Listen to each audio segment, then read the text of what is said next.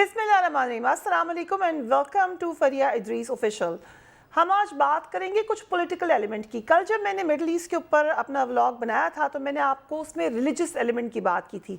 अब जो सियासी पहलू है वो भी देख लेते हैं। मिडल ईस्ट के मामला तो बड़े अरसे से ख़राब हैं, लेकिन उसमें एक बड़े अहम फिगर हैं, यानी 31 साला नेतन्याहू, जो कि 2009 से इज़राइल के वज़ीर आज़म हैं। अब नेतन्याहू का नाम आप सब ने बहुत सुना होगा, क्योंकि बहुत लंबे अरसे से वो इस ओहदे पर विराजमान है और बीच में कई दफ़ा जो लोग फॉलो करते हैं इंटरनेशनल मीडिया को, आपने देखा कि टेंशन्स आई, कॉन्फ्लिक्ट आया। बहुत दफ़ा ये कहा गया कि नेतन्याहू की हुकूमत को अब शदीद ख़तरा है, मगर वो हर बार बच निकलते हैं।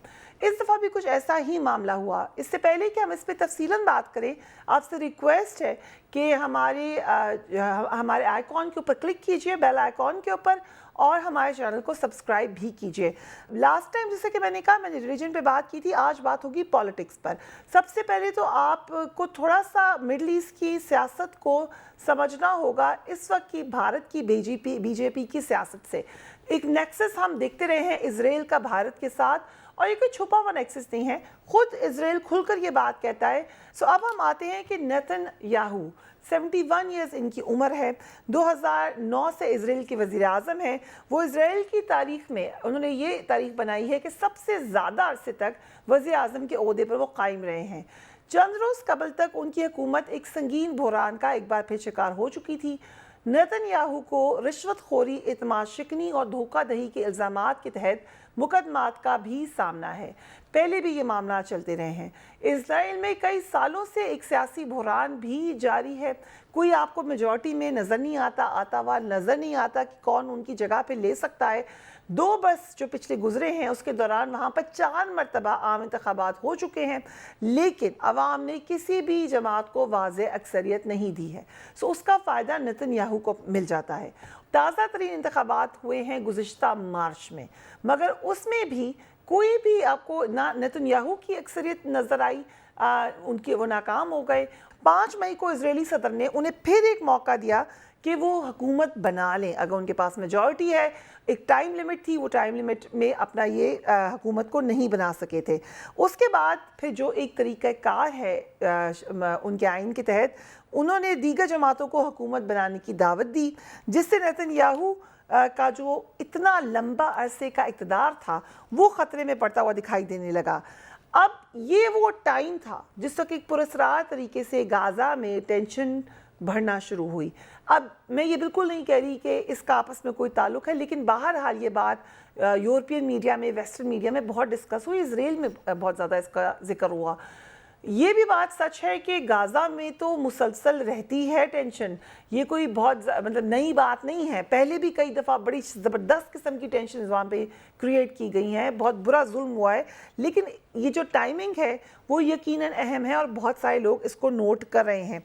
हमने ये भी देखा कि बड़ा जो, अब आप ज़रा इसको बैकग्राउंड में जाएँ, हुआ कैसे, बिल्कुल इसका आपको एक स्टार्टिंग पॉइंट जो है वो नहीं मिल रहा।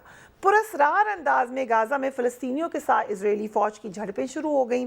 साफ ज़ाहिर था, नज़र ये आ रहा था कि इसका फ़ायदा जो है वो नेतन्याहू को मिल रहा है। उनको इक़्तिदार बचाने का एक मौका यकीनन मिल गया, चाहे अब आप उसमें कह दें कि वो इजरायलियों ने दे दिया या फ़लस्तीनियों ने दे दिया या कुदरत ने दे दिया, बट ये मौका बहरहाल उनको मिला। वॉशिंगटन पोस्ट की मैं आपको एक रिपोर्ट दिखाती हूँ। वॉशिंगटन पोस्ट ने कहा, Netanyahu didn't start this Gaza crisis but it could help keep him in power. ये उनकी हेडलाइन है। May 18, 2021 का ये आर्टिकल है। It also says the prime minister is playing to the extreme right wing making reconciliation even harder. So ये उनके अखबारात कह रहे हैं। इसी का एक हिस्सा मैं आपको बताती हूँ जो ये कह रहे हैं। Hours later, Hamas fired rockets from Gaza, starting yet another round of deadly exchange of rockets and airstrikes with Israel. And then mobs of Arab Israelis attacked Jewish homes and synagogues in the town of Lod, sparking off an unprecedented cycle of internecine violence between Jewish and Arab citizens with Israel. So these newspapers, जो कि हम उन पर अक्सर ये बात उठा चुके हैं कि कॉन्फ्लिक्ट का वर्ड यूज़ करते हैं और बातें करते हैं, मगर यही न्यूज़पेपर्स ये बात कर रहे हैं। फिर उन्होंने कहा, गुज़िश्ता हफ्ते पीर के रोज़ एक अहम असेंबली इजलास होने वाला था। इजराइल की नई हुकूमत बनाने वाले 2 रहनुमा जो आखिरकार वज़ीर आज़म के ओहदे से बेंजामिन नेतन्याहू को हटाने वाले थे, مگر اس وقت جیروسلم میں مسجد اقصی اور اس کے آس پاس جھڑپیں شروع ہو گئیں اور اس اجلاس کو اس وقت تک ملتوی کر دیا گیا جب تک کہ حالات پرسکون نہیں ہو جاتے۔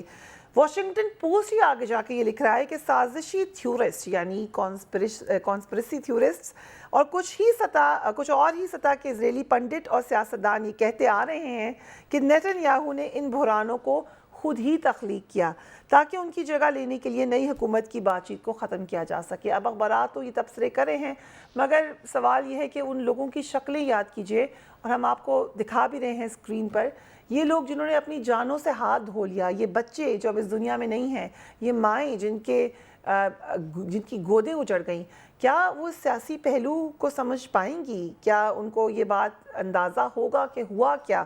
اور اسی طریقے سے پھر ہم نے یہ دیکھا کہ اسرائیل بھی کلیم کرتا ہے کہ ہمیں بھی بڑی تکلیف ہوئی، اگرچہ پروپورشن بہت کم ہے۔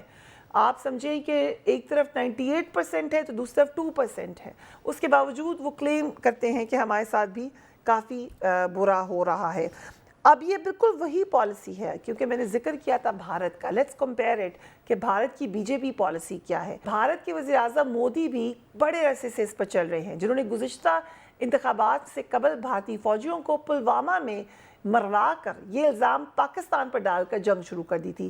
کتنے عرصے سے ہم ابھی بھی فالس فلیگ آپریشن کا ذکر کر رہے ہیں، کیونکہ ہمیں پتہ ہے کہ وہ کیا ان کا پلان ہوتا ہے۔ اس وقت کیا ہوا تھا پلوامہ میں، پاکستان نے انہیں منہ توڑ جواب دے دیا تھا، ان کا پلان پورا نہیں ہو سکا تھا، لیکن جو ایک انہوں نے جنگوازم، نیشنلزم کریٹ کرنا تھا وہ کر لیا۔ لوگوں کو آپ بھڑکا دیں جذبات کو الیکشن سے پہلے، اٹ ہیلپس۔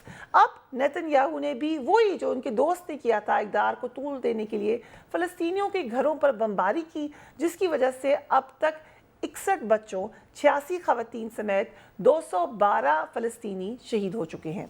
سو یہ وہاں کی صورتحال ہے، بہت سارے لوگ زخمی ہو چکے ہیں اور صرف نظر یہ آ رہا ہے کہ یہ اسرائیلی وزیر اعظم نے شاید اپنا اقتدار بچانے کے لیے کیا، اور ابھی ایک ایکٹیو بحث آپ کو انٹرنیشنل پریس میں نظر آ رہی ہے۔ اس بارے میں ساری دنیا میں سوالات اٹھائے جا رہے ہیں، اور اسرائیلی اخبار ہیرٹس کی صحافی سے بھی جب یہ سوال پوچھا گیا تو انہوں نے بڑا انٹرسٹنگ جواب دیا۔ Let's watch that. Does Benjamin Netanyahu want a diplomatic solution?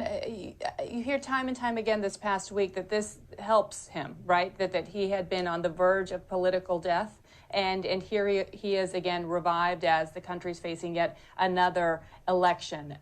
Does this help him, and do you think it's too sinister to be talking about this way? I'm cautious about talking about his intentions, right? Because we don't really know his deep intentions. No one knows. But, if we look at it objectively, yes, the situation helped him because his rivals, the people who tried to establish a different government, they failed just because of the situation, because they couldn't establish a government that includes Jews and Arabs, which was the only solution to replace him while this is going on. So the situation objectively definitely helped Netanyahu. Did he intend for this to happen? I can't be that cynical, and honestly, I do not know. So کافی الزامات نیتن پر اس وقت لگ رہے ہیں آپ کو۔ برطانوی press دیکھ لیجئے، خود اسرائیل کا پریس دیکھ لیجئے، پولیٹیکلی بھی کھیلا جاتا ہے، خون کی بازی لگائی جاتی ہے، یہ ایک حقیقت ہے، تلخ حقیقت ہے۔ مڈل ایسٹ میں تو ویسے ہی ظلم ہو رہا ہے۔ ہم اس کے حوالے سے، یہ تو ہم نے بات کی اسرائیلی سیاست کی، کچھ فلسطینین سیاست پہ بھی بات کریں گے، but we will talk about it tomorrow. اپنے گھر والوں کا خیال رکھیے۔ until then, until my next video، اللہ حافظ۔